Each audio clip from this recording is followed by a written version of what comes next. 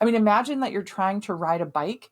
You get on the bike and you try to pedal and you're like, oh my gosh, the pedals are like stuck. It's almost like they're rusted. And then when I finally get the rust going a little bit, it's so hard to pedal. And the brakes are locked on. Front tire and back tire of this bicycle, brakes are locked and you're trying to pedal and move forward. That's what it's like when you're trying to do weight loss. Lose weight, have some progress there in your physical health when your body is really stressed out. Hey there, welcome to the Female Health Solution podcast, where we discuss women's health, hormones, and everything else in between. Join me as we dive into the tools that you need to live your healthiest life.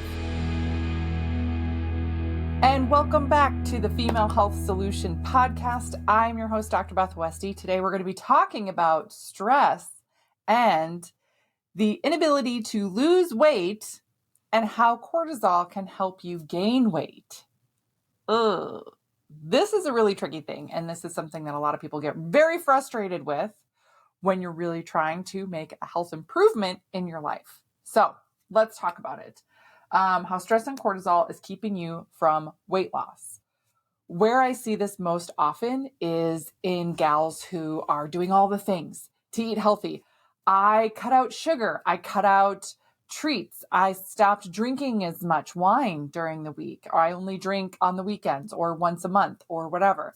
I am working out more, or I'm working out twice a day. I'm drinking water. I'm eating clean, And they're doing all these things. Great. I'm not saying those are bad things to do, but they're not making a change in your body. So you're wondering what you're doing wrong. It might not be around any of those things. Your stress level, your cortisol level can literally wipe out all the positive things you're doing so that you're not seeing a positive change because that cortisol is overriding everything. Now, here's the fun thing. When we talk about body fat, and again, thinking about body fat and adipose tissue, what that is, fat tissue, adipose tissue. The female body needs a certain percentage of it to have healthy functioning organs. If your body fat percentage drops below a certain rate, it will cause you to lose your period and can really, mess up your hormones. I'm using air quotes with that because it can cause a disruption of how your body produces and maintains regular sex hormones, estrogens, progesterones, testosterones, things like that.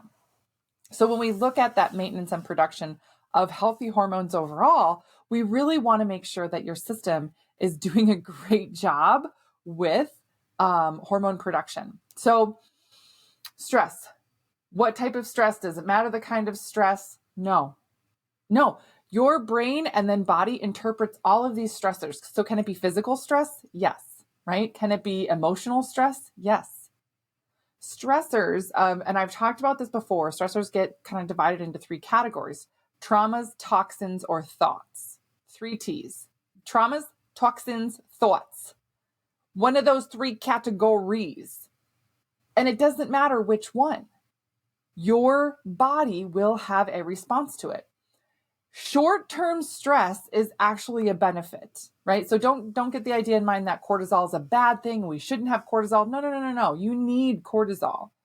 If you need to defend yourself, fight something off, you get in a car accident or, something happens, right? You need to have a cortisol response to get through that event to move on to the next thing. But the tricky thing is that if your body doesn't get time to recover or isn't able to recover, then your heightened cortisol response will be ongoing. Yeah. So this is where it has lasting negative impacts. And when we talk about adipose tissue and cortisol, adipose tissue is stored in an adult human body in a couple of different places. You've got subcutaneous fat and visceral fat.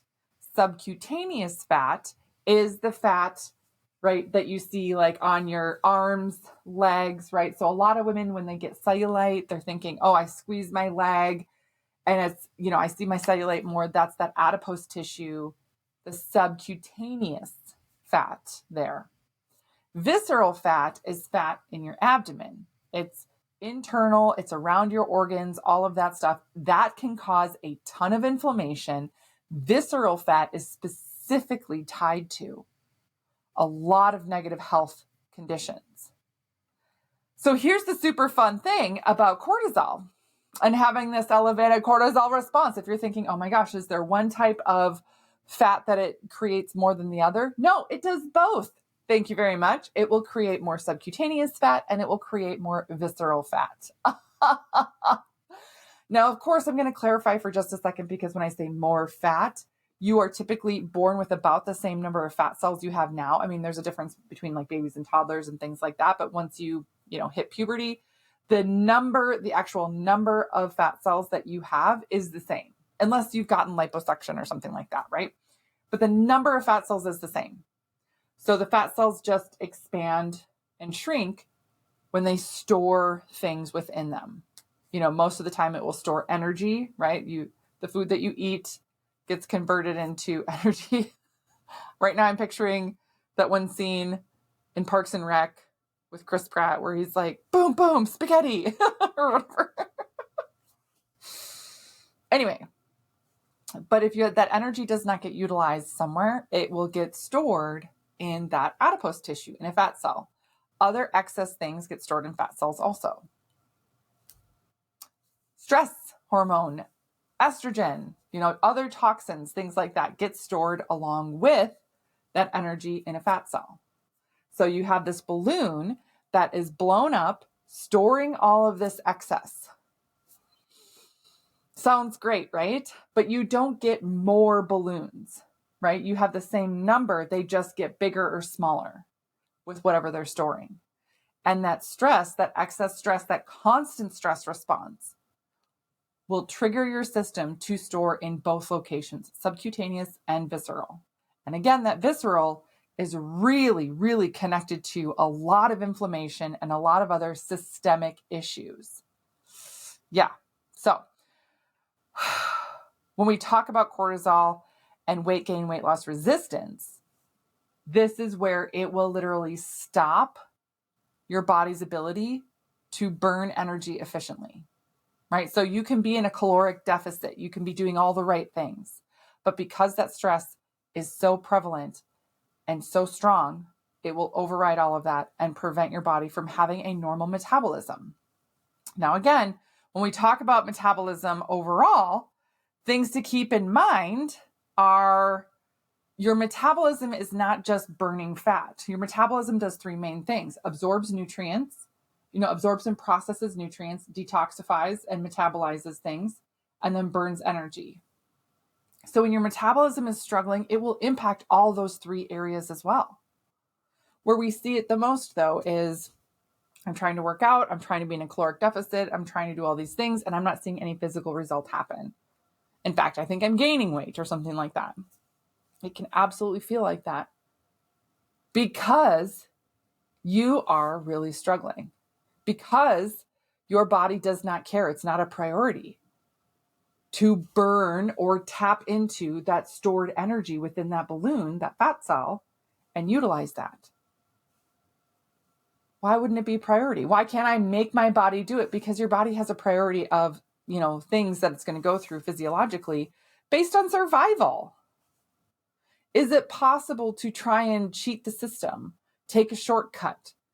I mean, potentially for a short period of time, but for a long-term sustainable, if you want to get to and maintain a healthy weight long-term, you have to have a healthy functioning body. And that includes having good stress management. That includes making sure your stress levels are mitigated long-term. So when we talk about cortisol, again, I want to emphasize it is a normal thing. You should have a cortisol response, but we just don't want it to be set off constantly or constantly triggered. So there's that. Other things, cortisol can cause an increased appetite. Why would you have an increased appetite? Why would your brain? Because your brain runs off of glucose, sugars.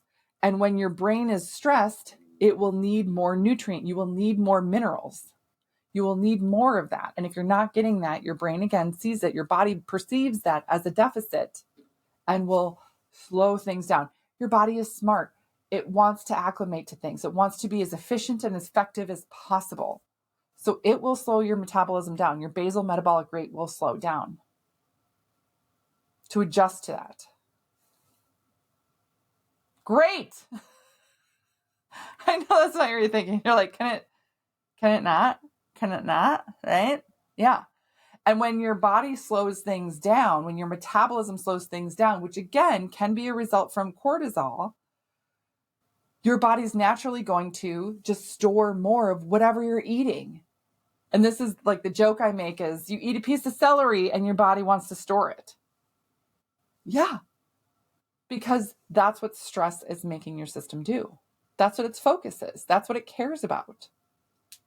So this is also related to insulin resistance, right? Insulin resistance. And there's a hand-in-hand connection between insulin resistance, weight loss resistance, metabolic syndrome, all of those things. Those are also really highly connected with other hormone issues, having low androgens, having low adrenal function, having low production or low metabolism of hormones like estrogen, which leads to that estrogen dominance, PCOS, endometriosis, fibroids, all those things that we've talked about before. And again, when you're looking for like, what do I do to fix this? There's typically not one thing that you can target or do because it's a whole body issue at this point. You have a low metabolism and you can't burn fat, but burning fat is not at the top of the list for your body's priority. Your functional body does not care if your pants fit. It doesn't care how you look in a picture or in a swimsuit. It doesn't care. If you are running around stressed out of your mind all the time, or even, again, if we're grading stress, and you're thinking, oh, I have to be at a 10 out of 10 stress in order for my body to do this. No, you can have like a 5 out of 10 stress, but all the time with no breaks for months, for years, your body's at this 5 out of 10 stress. That will trigger this same response. And again, your whole body is going to say, I don't care about fitting into these shorts for summer. I care about surviving. So that's what it reacts to. Yeah. It's not helpful to try and force your system to do something that it's just not meant to do. It's not helpful to try and make your body burn fat when it is not at the point where it could even think about it. Because it's not a priority. And then making that a priority over other functions of your body. I'm going to go into more of a calorie deficit. I'm going to work out more. I'm going to work out longer and harder and all these other things. I'm going to try these weight loss drugs or things like that, or pills or something or whatever. Again, any short-term result doesn't necessarily mean it's a long-term shift or change into letting your body maintain a healthy weight. We have to work with your system. And a lot of times what we start with is, again, looking at a Dutch test, making sure we're looking at what your system is doing, how it's functioning, how it's, perceiving things, working with that, and then working on your hormone levels, your stress response, everything, making sure you're getting enough nutrients in to stop that stress response from continuing to trigger in your system, to get your body to stop gaining weight. It's so interesting. So many gals are like, oh, my energy is low, or my sleep is bad, or my cycle is off, or da da da da. And then we talk about other things, basic things that are like, well, yeah, are you getting enough in? And they're like, no, I'm trying to eat less. And we start getting more protein in, then we start getting more minerals. All these other things start to change. And people notice I'm getting more energy. My skin is different. I feel better. My moods are better. And then my favorite is when people say, my nails are growing. I have to cut my nails every week. And I'm like, you should be cutting your nails every week. Yeah. That's like a basic, I fear. That's like your nails should grow. That if you I keep my nails very, very short because I've done body work for 20 some years. So I keep my nails very short. I have to cut my nails every week to keep them this length. But people who are like, oh yeah, I cut my nails once a month. what? If your body cannot even grow new fingernails or your hair does not grow very much, things like that, why would it care about burning fat? It doesn't. It doesn't care about that. We have to get your body functioning better first. We have to get you feeling better first. And a part of that, a big piece of that, is taking care of your stress levels, your stress response, and having your body function better there. And then all of the other things come into place. Super fun. I did a call earlier today with someone and we were checking in, and we've been working together for almost 6 months. And she was saying, not everything is perfect, but her cycle is more regular, way less PMS symptoms, skin is better, headaches are better, all these things are better, right? And the other thing that has come along with this is she goes, and when we talked last month, she was down 8 pounds and now she's down 10 pounds. She has not done anything different with her regular diet exercise routine in the 6 months that we've been working together. We haven't really even touched on that. She eats well. She eats healthy most of the time, 90% of the time, right? She is very active and does a workout 3 to 4 days a week. That's it. But she's been doing that for the last handful of years and not been able to budge in the weight department. And when we started working together, that was not her focus. That was not her thing. She's like, I really need to feel better. I don't feel like myself. I need to feel better. And now she's like, she just told me today, I'm down 10 pounds. This is amazing. And I was like, yeah, what's even more amazing is that we weren't even focused on that. Your body is just functioning better. Right? That's it.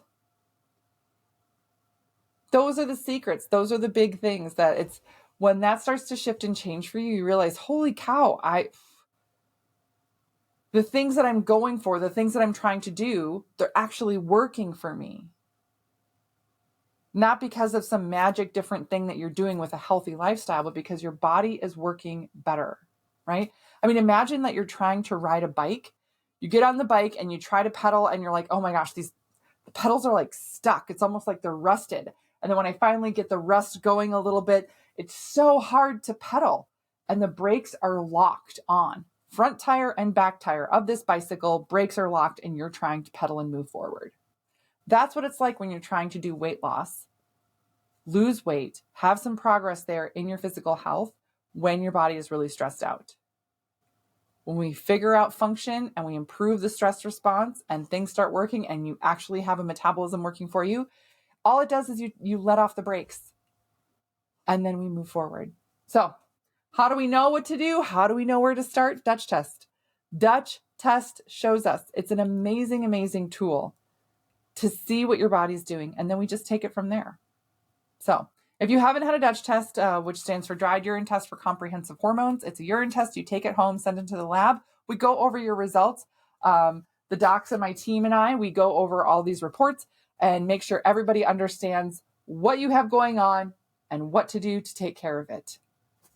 Just make sure you ask questions, let us know if you need anything else. But it sounds simple, but once you know what to do, once you get the roadmap of what your system needs to focus on, it's so much easier. That way you stop trying to think, oh my gosh, my bike isn't working. Maybe I'll fill up the tires with air. Maybe I'll, fix the seat. Oh, maybe I'll put little tassels on the handles. Cool. Those aren't bad things to do, but you're not targeting the problem with the brakes locked on. Target the right thing, and we know what exactly to target with the Dutch test. So that's what I got for you guys today. Thank you for tuning in. Thank you for being here. Let me know if you have any other questions or if you need any other help. That's what I am here for. Otherwise, I so appreciate all of your feedback recently. I've had some really nice messages sent my way, and I just want to say thank you so much. I don't ever set out to, I love sharing information and I love teaching and I love educating. And sometimes when I share other information about myself or, my stories or things like that, I get nervous. It's weird. But the feedback that I've gotten has been really wonderful. So I just want to say thank you to everyone. And I appreciate you guys all being here. So, all right. I'll see you guys later and hope you have a great day. Thank you for joining me on today's episode. If you would like more information, just head on over to drbethwesty.com for all the show notes and information from today's episode. And if you're looking for more community, more support, you can find and follow me on Instagram, Facebook, YouTube, TikTok, and I would love to see you there.